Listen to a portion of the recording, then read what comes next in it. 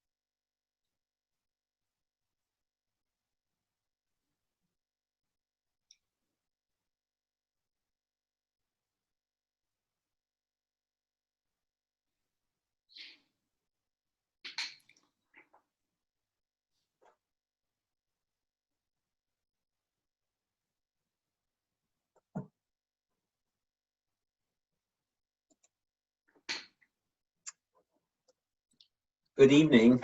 Welcome to tonight's meeting, and thanks for being here. I know there's a lot going on, so I appreciate you spending just a little bit of time talking about important local issues. Tonight we have some great speakers about a really important issue affecting our community, but I just want to give you an update about some other issues that are also critical to our community. As you know, the county has been dealing with the COVID-19 pandemic since March. The last 2 weeks, we've gotten some good news, and we hope to continue that good news. You know, Santa Cruz County was one of the last counties to be put on the state monitoring list, and was one of the first to come off the state monitoring list. As one of the first to come off the state monitoring list, we found that the state actually didn't know what to do with people coming off the state monitoring list, so they created a new system called a blueprint for a safe state and safe economy. And they created 4 levels: a purple level that said it's widespread, a red level where they said it was substantial, an orange level where they said it's moderate, and then a yellow level where they said it was mild. Almost all the counties that are in the state are in the top level of widespread, including Santa Cruz. Some are in the red level, and a few of the least populous counties are in the orange level. If you look at our numbers, both in terms of case rate and positivity rate, we should be in that substantial or red level. But the governor, when he made the announcement last Friday, acknowledged that there were 4 counties that sort of fell into the crack of the way in which they made the decision. And so we expect, barring some unforeseen change, that next Tuesday, which is the day in which they make the changes, that we will move from purple into red, from widespread into substantial, because our numbers have been good. Today we saw a big jump. We think it's a testing delay, and we're hopeful that that will change very soon. What this means under this new system is that some businesses are open. Hair salons, barbers are back, and we can get our hair cut. And as someone who's got hair is a little out of control, I'm very grateful that I'll be able to go to my stylist this week. If we get to the red level, we'll be able to open some other businesses like gyms. They'll be able to open to about 10% capacity. We won't be able to open dine-in restaurants, worship services. Some of those things will still be closed. And so the state is doing something different than they did last time, where they opened things up too quickly, and we saw the results of that. So this is a much more measured approach. And if we can tame the virus here, then we get to open more things in Santa Cruz County.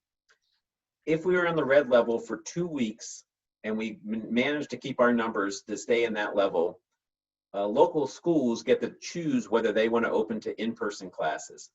That's obviously important for so many school districts, but I think most of the public schools will also want to make sure that there's adequate testing. And we continue to pursue our partnership with the UC Santa Cruz to be able to increase the amount of testing here in Santa Cruz County. We're also going to have a National Guard testing unit coming to Santa Cruz County that will be able to increase testing. So we hope to have much more greater availability of testing in the near future, hopefully by the end of that 2-week period. So those are all good news. The other crisis that we have faced here in Santa Cruz County is the fires. The CZU Lightning Complex fire was devastating, probably the biggest natural disaster in the history of the county, where we lost close to 900 homes in our community, where 60,000 people had to evacuate from their houses. I want to give a lot of credit to CAL FIRE and the Sheriff's Office and all the associated agencies who did an incredible job, especially in the evacuation, because if you think evacuating a quarter of the county and it happened without any accident or incident, that there weren't massive traffic jams, took a lot of great planning. One of the impacts, however, of that evacuation is a lot of households who weren't normally together were now put together because so many people opened their homes to evacuees. And then, of course, we had about 1,400 people in our local shelters. So we expect that we will see a rise in COVID cases due to all that interaction that, of like we haven't seen. And that could cause us to jump back and forth between these tiers as it becomes clear what level of contact and transmission of the virus. So I ask for everybody's patience and understand that there are extenuating circumstances that may influence that, but the county is working very hard to continue to build up our contact tracing team, which I think is 70 or over contact tracers, to greatly increase testing, to do special outreach to communities down in South County and the young people, and to try to figure out a way that we can be as safe as possible and open as much as the state will allow us to. So I appreciate everybody's help with that, and I just want to recognize all the people who opened their homes, who donated money, who gave their time. It really showed a great part of our community over these last 2 weeks. And I wish everyone who's been affected by the fire, I want you to know that we stand with you and we will be there. The Board of Supervisors took action this week to come up with an expedited process so people can rebuild and move back into their homes as quickly as possible. You'll see a lot happening in the next couple of weeks around that. And I think that we're going to learn from people who've gone through this before, and we will make sure that we have a process that works quickly and efficiently for everybody. Tonight, we're going to be talking about another challenge that our county faced, and the wildfires that we just experienced are really an example of what extreme weather events will mean for us as the climate changes. The county's done a lot of work to try to reduce emissions, and we'll talk about that tonight.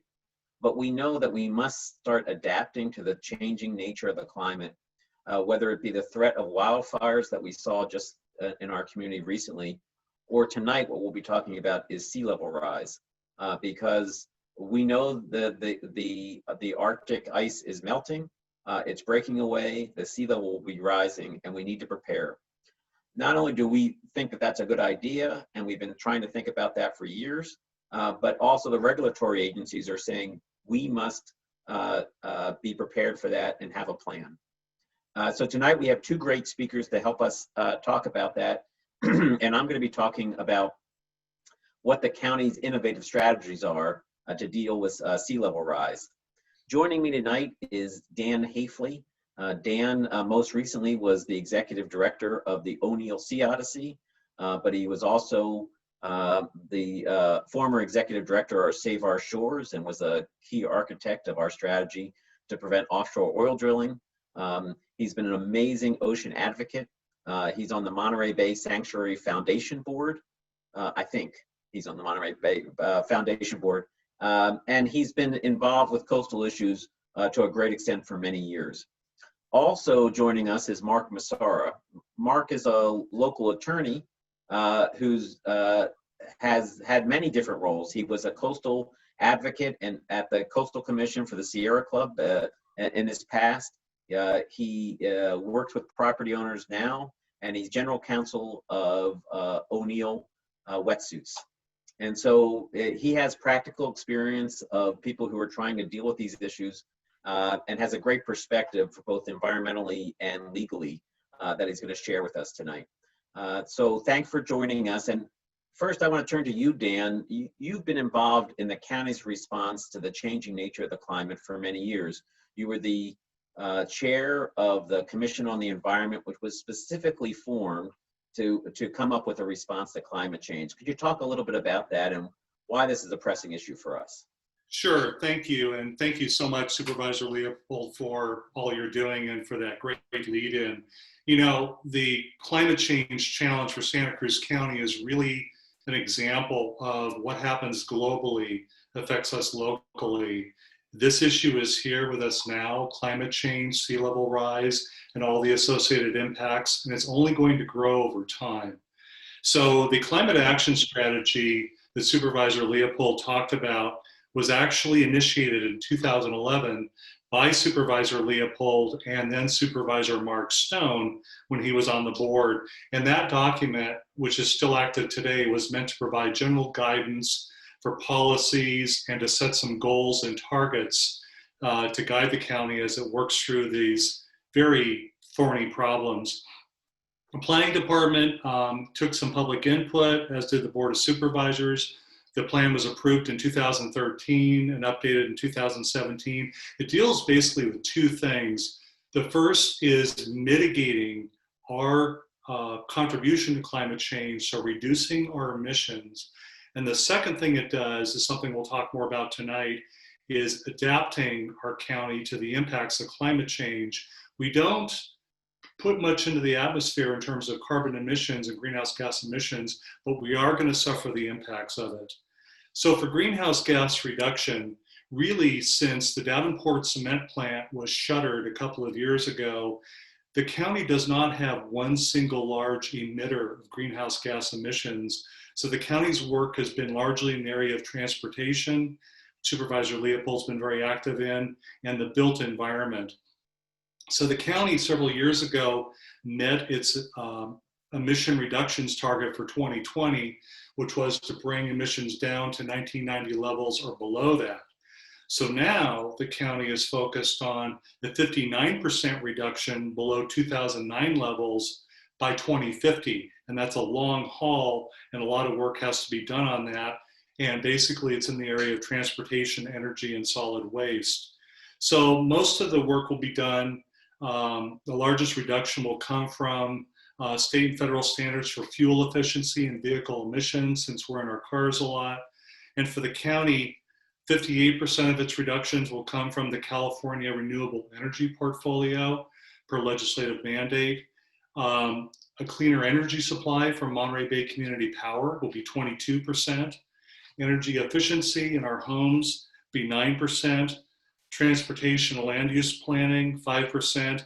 Green Business Program, 3%. The county participates in that program to make businesses more efficient. And electric vehicles, 3%. Now to the area of adaptation. So obviously Supervisor Leopold has an urban coastline. So there are going to be multiple impacts. If you're a visual person and you like to see what sea level rise is going to look like, one thing you can do is you can go to our, participate in our next King Tides event, which will be November 15th and 16th. So if you go down to Moran Lake or go down to Capitola Village, you'll be able to see these mega high tides and see how the fingers of water come inland. And that gives you an idea. So there are things called inundation maps where scientists will actually map out where the water will come. This will give you an idea of what those pathways are. As to the scale of it, in 2012, the National Academy of Sciences did a study on climate change, and the National Research Council Committee did a projection for communities south of Cape Mendocino in California. So by 2030, sea level will rise from between 1.6 inches to 11.8 inches over 2000 levels. By 2050, 4.7 inches to 24 inches. And by 2100, 16.5 inches to 65.7 inches. Now those ranges get larger as time goes on, and part of that is because there are so many unknowables. Supervisor Leopold made reference to the ice sheets. The one in Greenland, for example, is beyond the point of no return. We just don't know what the flow out rate will be from that and when that will be. So the areas in the county, including Supervisor Leopold's district, that are vulnerable, obviously East Cliff Drive at Corcoran Lagoon, the Santa Cruz City wastewater treatment plant, which processes waste from mid-county, and Supervisor Leopold's on that board, Twin Lakes Beach, Schwan Lake, Moran Lake, and of course all of your rivers, lakes, and wetlands. So between now and 2050, the county, per this climate action strategy, will be working with its agency partners, using current science to try to protect these assets and adapt them to sea level rise. Some of the strategies could include restoring or reorienting wetlands, dealing with structures and infrastructure, obviously, fighting saltwater intrusion, which is happening with the underwater aquifers, especially in mid and south counties. And here's a key thing that a lot of people don't think about, is strengthening ocean habitats. For example, kelp forest. We think of those as, habitat for sea otters and urchins and rockfish. In fact, they are great at absorbing carbon, and they do minimize coastal erosion, or they dampen coastal erosion. So nature is a great tool and ally to use in this effort. So as Supervisor Leopold indicated, he and Mark Massara will talk later on about some of the strategies with coastal structures. So I'm going to leave it at that, and I'll be happy to answer questions later on. Well, thank you, Dan, and thanks for your years of advocacy on making sure that we have a great sanctuary, that we don't have to look at oil wells when we look out at the ocean, and for your leadership and thoughtfulness in coming up with the county's first climate action strategy and adaptation plan. It's through your work that we're slightly ahead of the curve of a lot of other communities.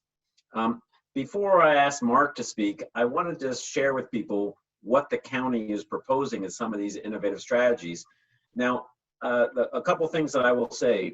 One is that as Dan just talked about, we've done a lot to try to reduce emissions, and we're ahead of schedule in terms of reducing those emissions. We're still working hard to reduce them more, and our leadership and the creation of Monterey Bay Community Power is a great way to continue to show that. We'll be taking some other actions in the near future.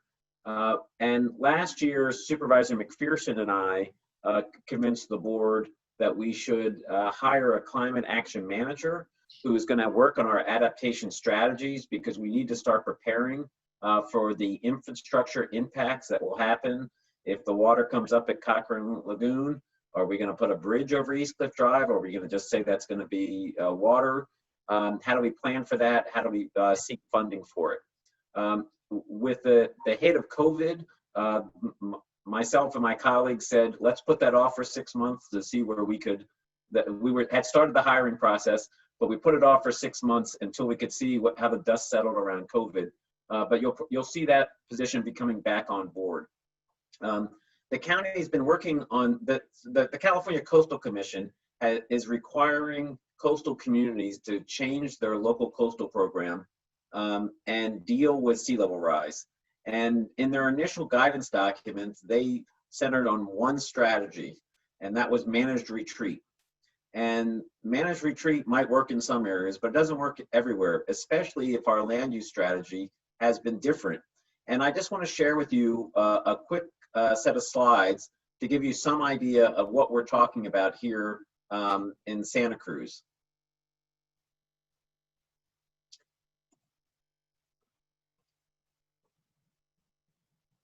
So one thing that's important to remember is that the Santa Cruz coastline is not all the same. We have a very diverse coastline, even for a small county like ours. When the Coastal Commission originally started talking about sea level rise and managed retreat, they talked about the importance of doing that so you could keep the sand on the beaches. Well, here in Santa Cruz, especially in the first district, the sand doesn't come from the coastline. It comes from the San Lorenzo River. So you'd be choosing to do something that that isn't backed up by the geology of the area. And it seemed to us that we needed a different response based on the geology. We also know that the voters approved in 1978 a growth measure which set an urban services line, and in that plan it said we're going to concentrate development within that urban services line, and outside the urban services line we are not going to provide services, and we're going to work to keep it as a rural community. So we have concentrated development within that urban services line. And 40 years on, that's still where the vast majority of the development goes. But over the years, that means that in order for us to follow the voter-approved mandate, it means that seawalls have supported about half the coastline within the urban services line and the rural services line. But outside that urban services line, it's very uncommon to find any seawalls. The other thing to note is that our coastline looks pretty different than a lot of other places. Is we don't have big hotels along the coastline. We have houses, and we also have critical infrastructure. So for instance, on East Cliff Drive, it used to be a two-way street. As the cliff fell in, one of the things we were working to protect was a sewage line, which runs underneath that, which serves basically most of the mid-county area. That's an important piece of critical infrastructure. The pump station, the main pump station for the sanitation district, is also right behind Moran Lake. So these are things that we think about in terms of how we can meet the needs of the community and follow their what the voters have set out. So what we try to do is come up with a different approach, because different parts of the coastline require different strategies. Managed natural retreat makes really good sense in our rural areas. So outside the urban services line, the policy that the board will be considering at our next meeting on September 15th says that if your property is outside that rural, outside the urban services line, we're going to let nature take its path. There's not a lot of development, and we want that to be a natural process.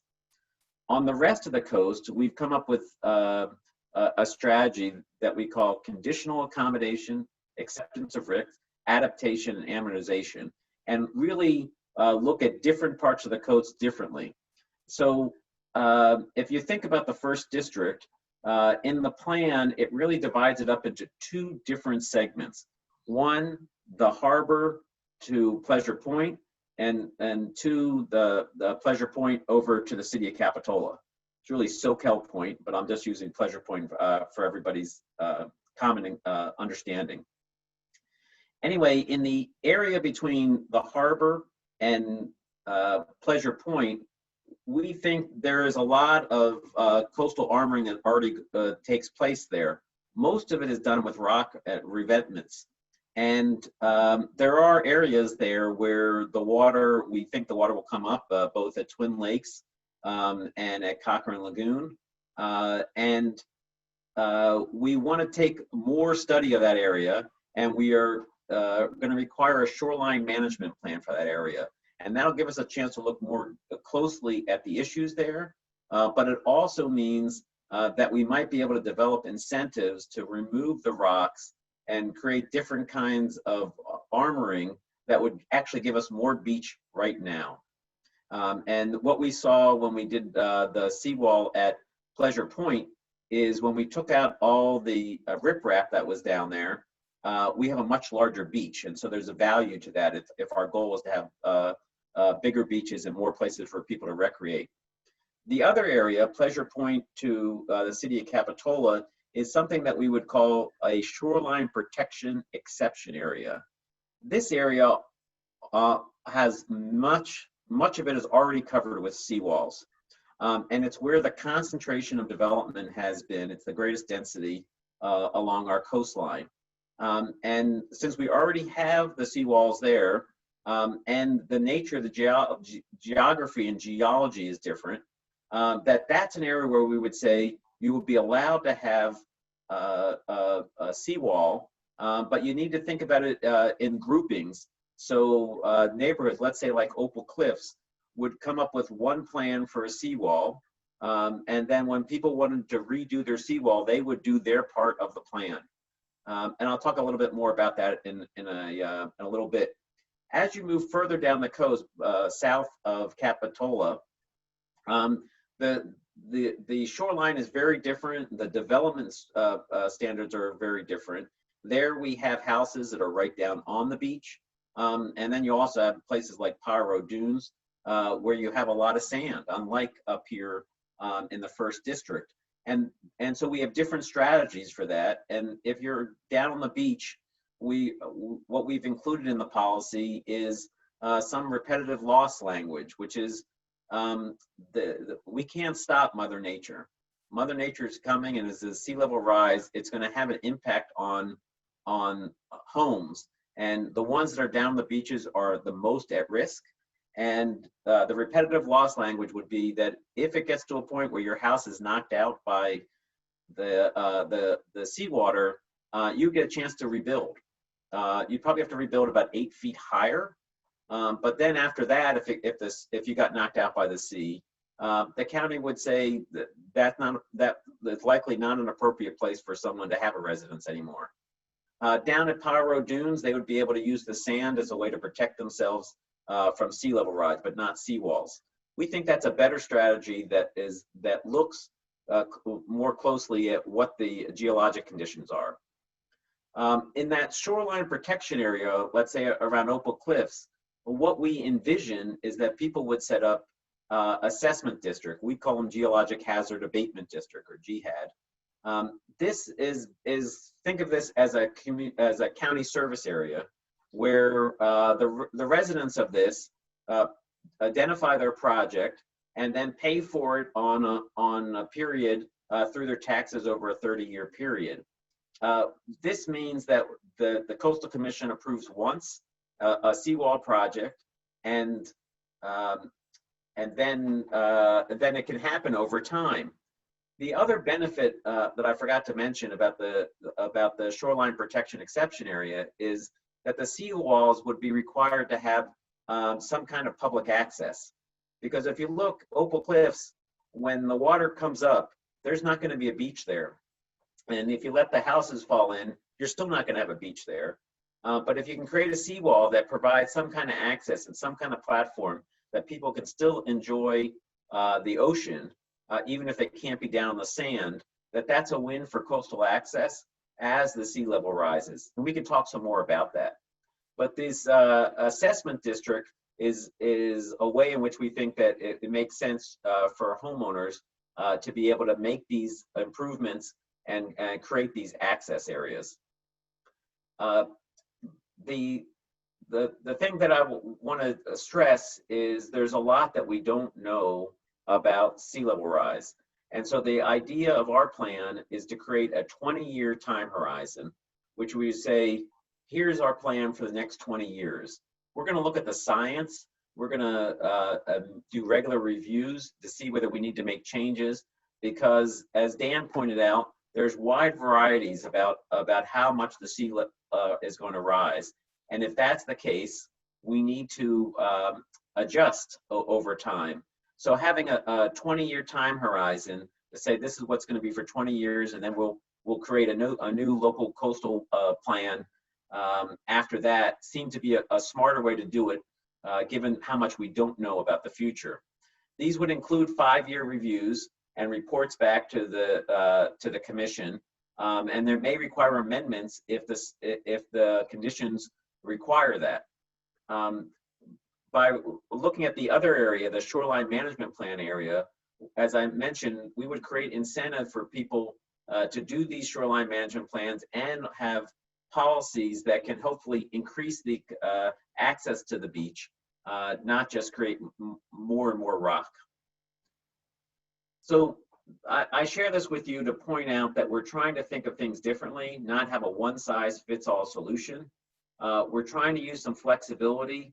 We're trying to figure out a specific time horizon that we have a better chance of understanding what's going on, that we can recognize that there are different contexts and tools for policy development to help us come up with the best plan for the community, and that we're going to use some new tools as a way to protect the coast, to not pretend that sea level rise isn't happening, but also create some better public access, possibly more beach, and prepare for the eventuality of the sea level rise reaching way more into our community than it is right now.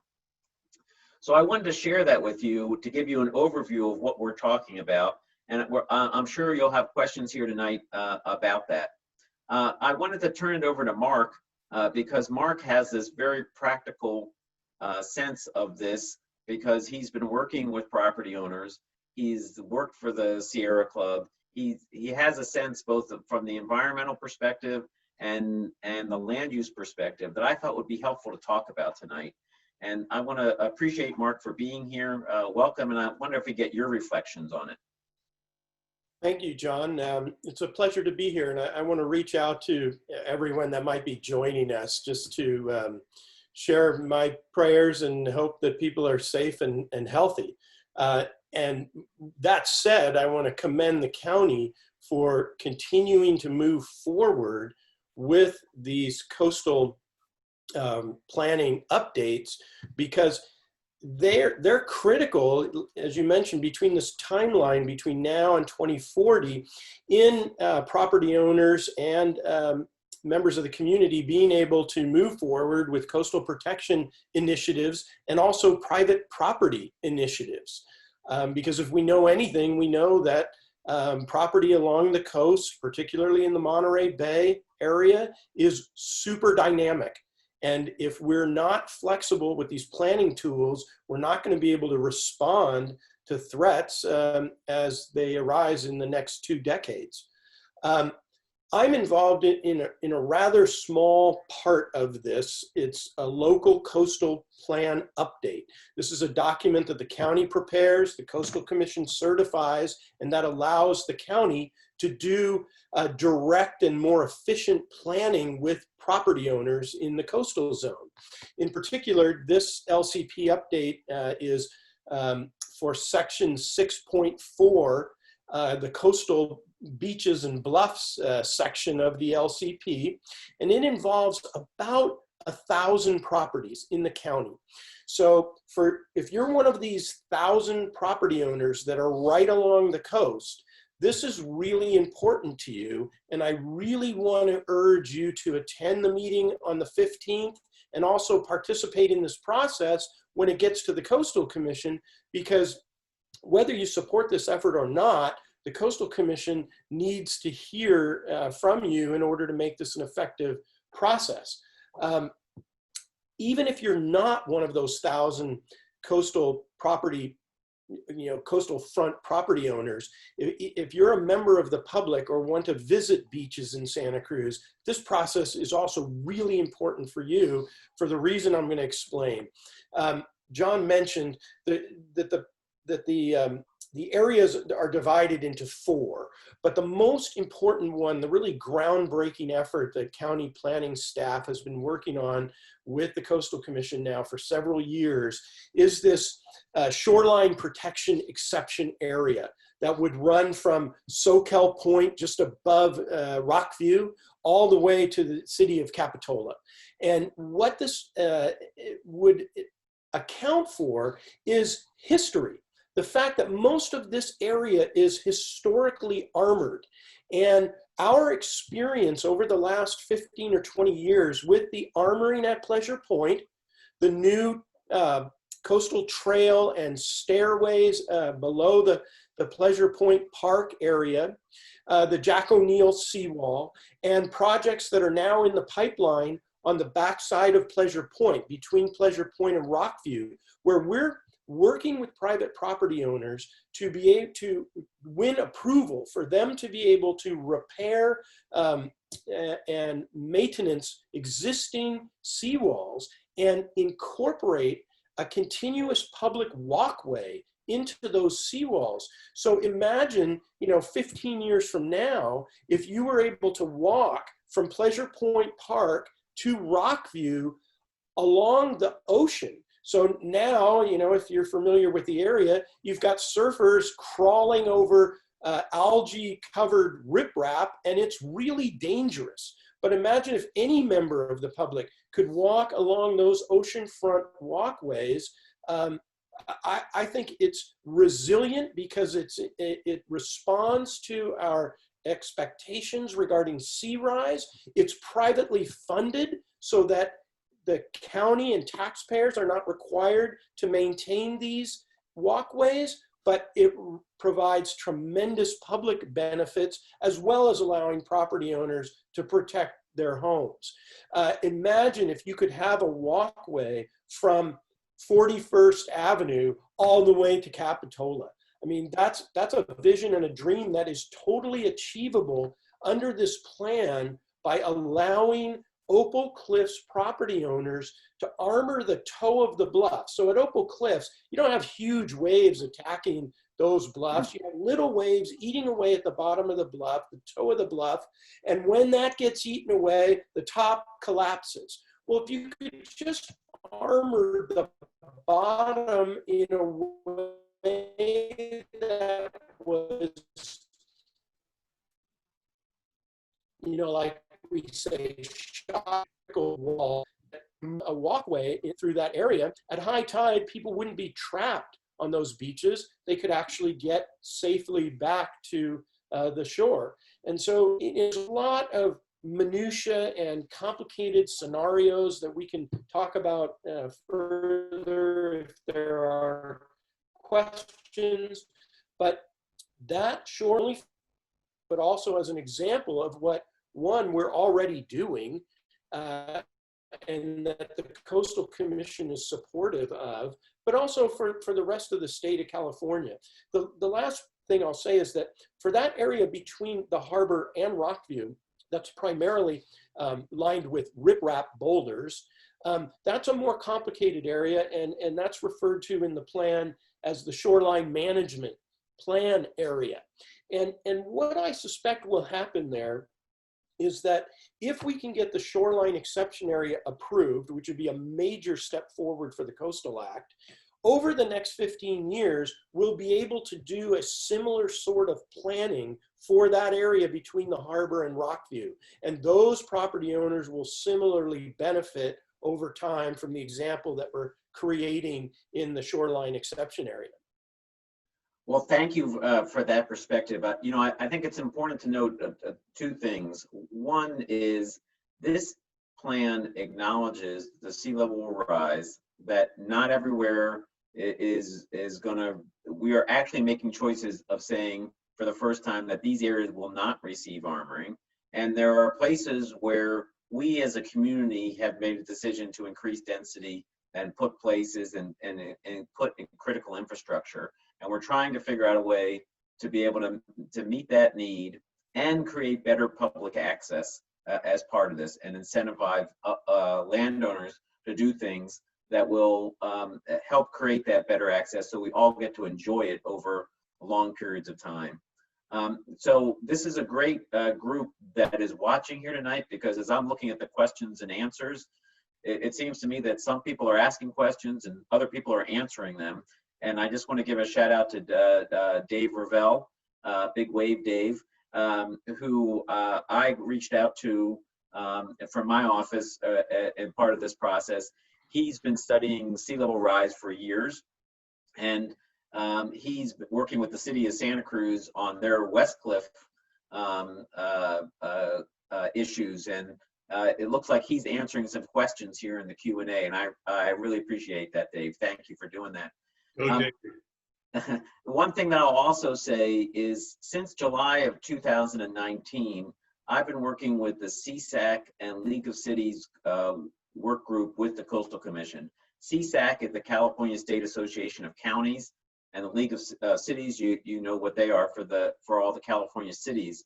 And we've been talking about two key issues that I've been involved with here both sea level rise and the guidance, as well as short-term rentals. We're not going to talk about short-term rentals today, but since the start of COVID, it's given us a chance to have a lot more meetings because we meet over this interface of Zoom, and we hope to be in front of the full Coastal Commission. But we've shared these concepts with coastal commissioners and coastal staff to see if we're on the right track, if there is support for these kind of innovative strategies that isn't just relying on one thing, but really looking at the coast.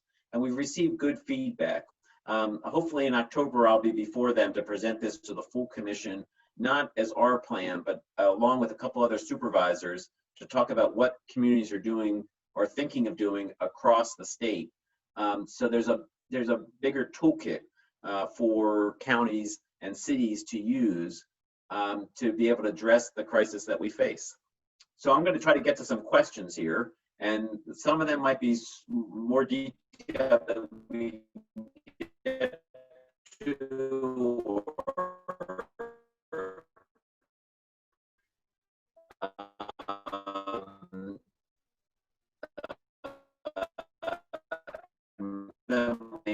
By some of the other, by Dave or pool be very close to the ocean. Also in other areas where the new hike and bike trail might be impacted, what the contingency plan. Well, I can't say exactly what will happen with all the parts of the coast, but what we're trying to do in the unincorporated county is come up with a set of tools that communities can use. Capitola is also going to need to update their local coastal program to address sea level rise. They will be looking for communities like Santa Cruz County or San Luis Obispo or Sonoma County or the other cities who have dealt with it to try to figure out what they could do in their city, because I'm sure they're not thinking about managed retreat in a lot of different places. And the area where the rail trail is, I'm not completely familiar with all the issues there, but they're going to need to come up with some strategies about whether they're going to let that fall in or whether they're going to protect it. And so what we're just trying to do here is come up with some strategies that they might be able to use. Michael and Jean write in, current sea level rise in Monterey Bay is 1.8 millimeters per year. What is the evidence that this will increase to produce the greater result you just described? Dave has tried to answer some of these questions. I don't know whether, Dan, you feel comfortable answering I will just say that the not. numbers that I used came from the National Academy of Sciences and the study they did on climate change. And I can provide those references to Michael and Jean. This was done based on several models. Yeah, you know, the LAO actually just came out with a report on sea level rise, which had some pretty alarming numbers. So it really detailed what they thought the fiscal impact was going to be to the state. The science on this gets better and better every year. And the scariest thing is we're seeing some of the impacts that we didn't think we were going to see for years a lot sooner. If we look at the ice melt, it's happening a lot quicker. And as Dave Ravel has pointed out in the question and answer section, is there's a process where as the sea warms, it expands, it rises, and that's only going to increase over time as it gets hotter out there. There's another question. I haven't read these all, so we'll see if we can answer that. If the causeway were built at Cochran Lagoon, allowing the energy in the water, wave energy, to flow up and down as it did in the original wetlands area, then allowing that energy to be released in a returned wetland system would keep all of the energy from pounding on the coastline. We have asked for a causeway over Cochran Lagoon for years. We were told that, yes, it's a good idea, but there's no budget for this. So this might be considered a priority now. So that's not really a question, but it's really my goal with the climate action manager is to get us to start planning now, because to put a bridge over that sunken part of East Cliff Drive is probably a $8 to $10 million enterprise. The county doesn't have that. That would be all of our road money for a couple of years in a row. And so we need to figure out other ways to get that.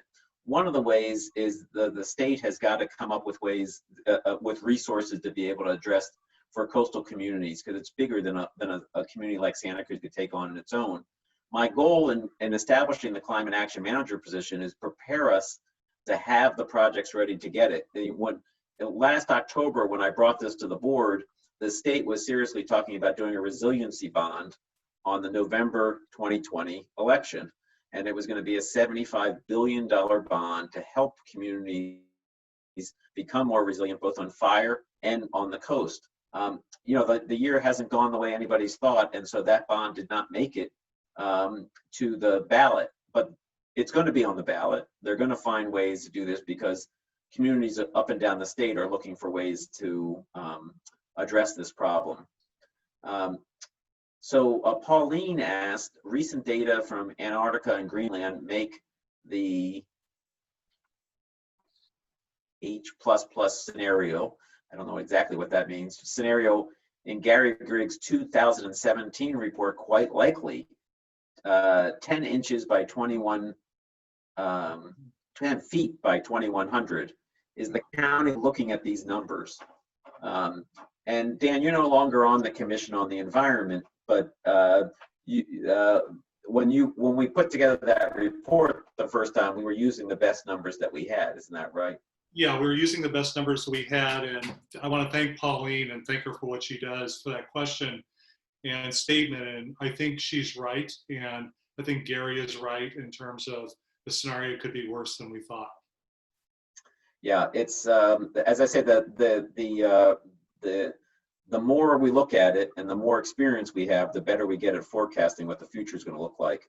And so the idea of this plan is to try to prepare for the near term, and that's why we're looking at the next 20 years, because we think we have a handle on what might happen in the next 20 years. But we know that 20 years from now, we might know a lot more about sea level rise. We might have a much better idea of the impacts, and we need to change. We may need to change our policy based on what our experience is. So we need to have something that has that flexibility, and not just say we're going to prepare for the worst, but we're not going to say we're just going to pretend and stick our head in the sand. Try to come up with a plan, and then and do regular calibrations based on the best science that's out there. That seems like the best way to do it. That's why the plan was designed to be flexible. Yeah. Can I make one point in that regard? If this plan were to be approved by the Coastal Commission, every single property owner in the coastal zone would be entitled to at least one brand new redevelopment of their property. And that's what you cannot do right now, because you have these Coastal Commission analyses that are making you plan for the worst case scenario.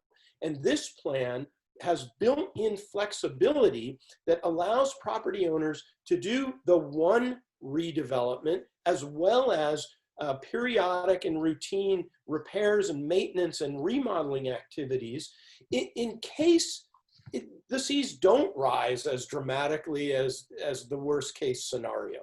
And I think that's really important for property owners to understand, that while there are a lot of what seem to be restrictions that go with this plan, you will actually be much better off than you are today, where it takes us years and years to negotiate these permits because of all the uncertainties that are in the plan. Not because the county's 1994 LCP is wrong, it's old, but it's not wrong. It's that for the most part, the Coastal Commission has evolved with respect to the way they interpret the 1976 Coastal Act policies. And we've got to adapt to their evolution of their policy consistency determinations if we're going to allow people to continue to work over the next 40 years. Dave Ravel asked a great question. He says, has the county considered the trade-off between protecting the private residents with armoring and potential damages and the deterioration to world-renowned surfing resources and critically valuable urban beaches? Now, I when we did the county seawall at Pleasure Point, this was a big issue, how it was going to affect the waves. And the county did years of study just on wave action as part of the requirement for the establishment of that wall. And the Coastal Commission has actually highlighted that wall as one of the good examples of armoring on the coastline of California. When they were here a couple of years ago, they actually toured the wall both on land and on sea to get a sense about it. And we haven't seen, there's no evidence that we could find that the seawall created major changes in that surfing resource. But I've been working with the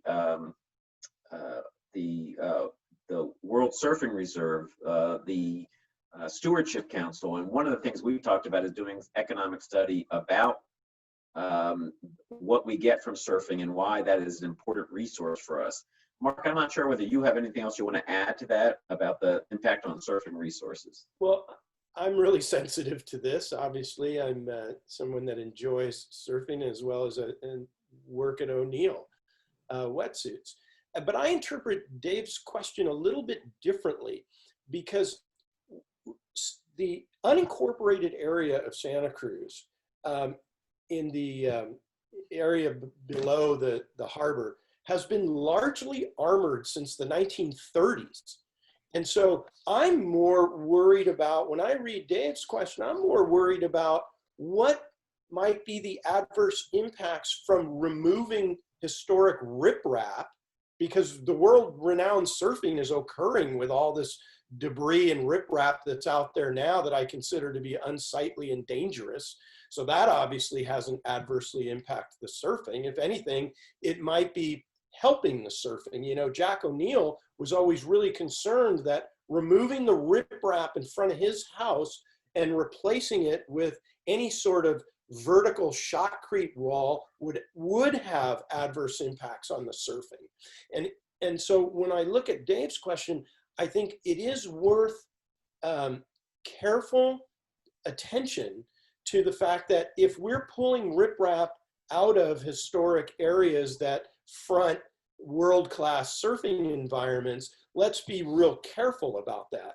Now, I don't think that there's been any adverse impacts associated with the surfing at Pleasure Point.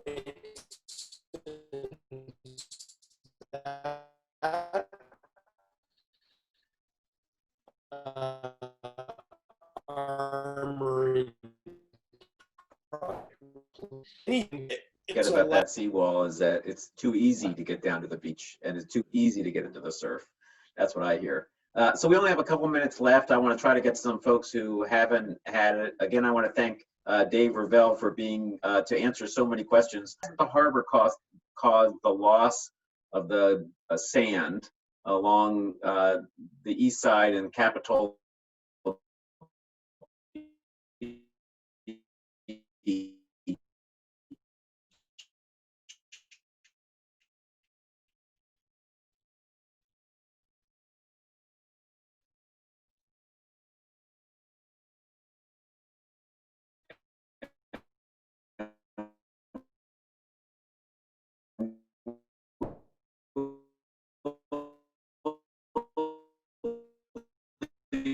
That's a kernel of sand in the ocean. It's not enough to make a difference of any type in my thinking. Yeah, I mean, that's one of the reasons why we're trying to take a different look about this, because there are coastlines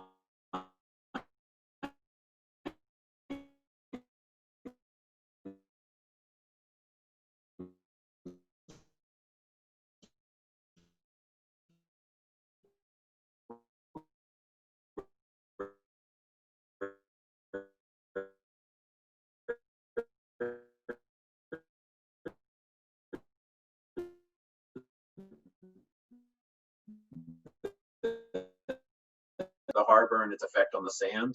Yeah, I know that the harbor, the Port Commission, they're cognizant of this. Port Directorate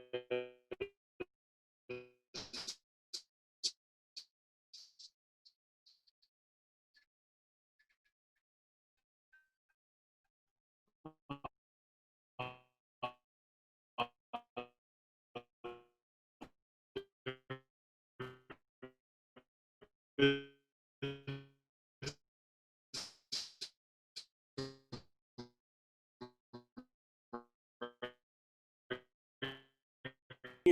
all require extensive studies to prevent any impacts to resources or wildlife. We've done things like study salmon runs on Pleasure Point, where no one has seen a salmon on the beach there for many years, in order to ensure that we're not having adverse impacts, everything from lichen to algae. Well, I want to appreciate both of you for being here tonight to share your information, your experience. Appreciate everybody checking in. I want to just tell everybody that next week is a special meeting. We're going to start at 5:30. It's going to be a virtual kickoff for my reelection campaign, and we have some great speakers. Congressman Jimmy Panetta, Mayor Justin Cummings, former Assembly Pro Tem Fred Keeley, Joy Flynn, a local activist, Stacey Kyle, a Live Oak education leader, and then we have 2 musical guests. You don't see this too often at a supervisor's kickoff, but Los Lobos and Melissa Etheridge will both be performing at the kickoff. So come early, grab your food and a drink, and enjoy some talking and a lot of music as we kick off the fall campaign.